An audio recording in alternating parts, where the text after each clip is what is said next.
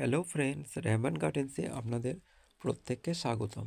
আজকে আমি আপনাদের কোনো গাছের ভিডিও দেখাবো না, তবে গাছ পরিচর্যার জন্য যে সকল জিনিস গাছের পক্ষে খুব উপাদেয় সেই জিনিস সম্বন্ধে আজকে আপনাদের বলবো। আমি আগের দিন রাত্রে বেশ কিছু সর্ষে জলে ভিজিয়ে রেখেছিলাম নরম হওয়ার জন্য।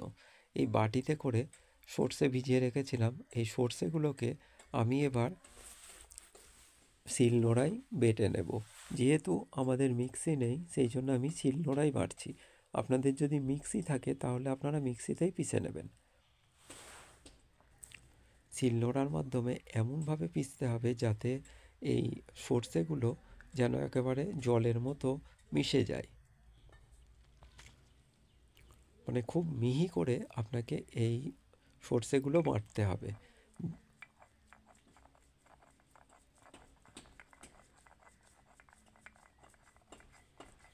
এমনভাবে বাটবেন যাতে কোনো রকম অবশিষ্টাংশ না থাকে। এটা হচ্ছে, আপনারা সাধারণত জানেন যে খোল পচার জল বা খোল গাছের ক্ষেত্রে কতটা মানে ভিটামিন আপনারা খুব ভালো করেই জানেন যে আমরা প্রত্যেকে বাজার চলতি খোল কিনে এনে গাছের গোড়ায় দিই। কিন্তু খোলটা কখন আমরা ব্যবহার করি, দেখি যে দোকানে খোল থেকে আসল যে ভিটামিনটা সেটা বার করে নেবার পর আমরা খোলটা পাই। কিন্তু এই সর্ষেগুলো কিন্তু এর মধ্যে ভিটামিন বর্তমান রয়েছে, তাই এর সর্ষের খোল ব্যবহারের থেকেও এই সর্ষেটাকে আমরা যদি বেটে নিয়ে তরল জল হিসাবে পচিয়ে গাছে ব্যবহার করি, তাহলে কিন্তু খোলের থেকে বহুগুণ বেশি উন্নতি আমাদের গাছের ক্ষেত্রে দেখতে পাবো। ফলের পরিমাণ যেমন বেশি হবে, গাছের অন্যান্য সমস্যার ক্ষেত্রেও অনেকটাই সমাধান করবে। কারণ গাছ যদি আপনার হেলদি হয় বা পুষ্টিগুণ ভালো থাকে, তাহলে ফল দিতেও বেশি সক্ষম হবে এবং গাছটার উন্নতি আপনি নিজে চোখেই দেখতে পারবেন। তাহলেই আপনি বুঝতে পারবেন খোল আর সর্ষে বাটা বা সর্ষে পেষার জল কতটা পার্থক্য রয়েছে। এই সর্ষেগুলো পেষাই করার পর যে পেস্টটা তৈরি হবে, পেস্টটাকে একটা বাটিতে বা পাত্রে এমনভাবে রাখবেন যাতে কোনো বোতলে বা কোনো পাত্রে রাখতে সুবিধা হয়, এবং এমন পরিমাণ জল দেবেন যা সর্ষের এই পেস্টের থেকে বহুগুণ বেশি। কারণ না হলে এই সর্ষের পেস্টটা সহজে পচতে তাড়াতাড়ি পচবে না। যদি সমপরিমাণ জল দেন তাহলে পেস্টটা পচতে অনেক দেরি হবে। সেই জন্য আপনাকে একটু বেশি জল দিতে হবে। আমি একটা বোতল নিয়েছি, কারণ হচ্ছে আমাদের পাশেই চারপাশে লোকজন থাকে, আর যদি এই পেস্ট থেকে গন্ধ বার হয় তাহলে সবাই বলবে যে গাছেতে কী দিয়েছিস, যেরকম আমরা গন্ধে টিকতে পারছি না। সেই জন্য আমি বোতলের মধ্যে রাখছি। আপনারা চাইলে আপনারা বোতল বা অন্য কিছুতেও বড় জায়গাতেও পচাতে পারেন।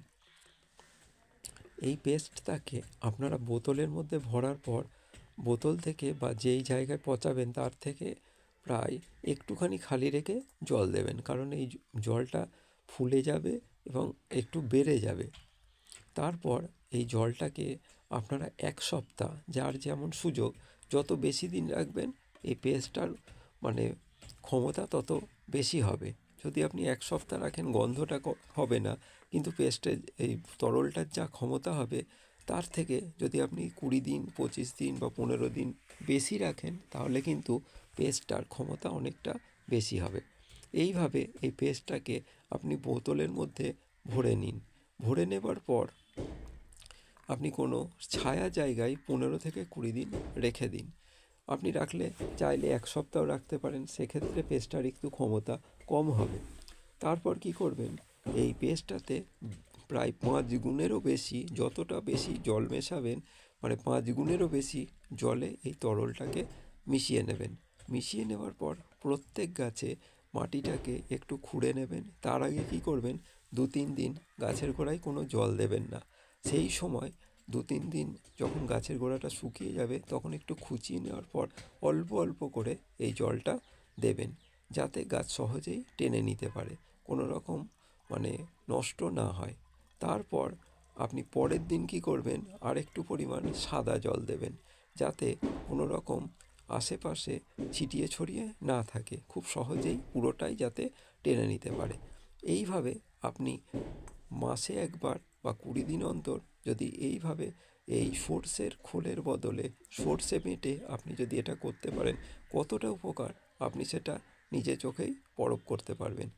তো বন্ধুরা, এটা কিন্তু খুব একটা কঠিন পদ্ধতি নয়, খুব সহজেই কিন্তু কাজটা হয়ে যাবে। আর আপনাদের যদি এটা করার পর কোনো রকম অসুবিধা হয়, তাহলে আপনারা বড় জায়গাতেও পুষতে দিতে পারেন।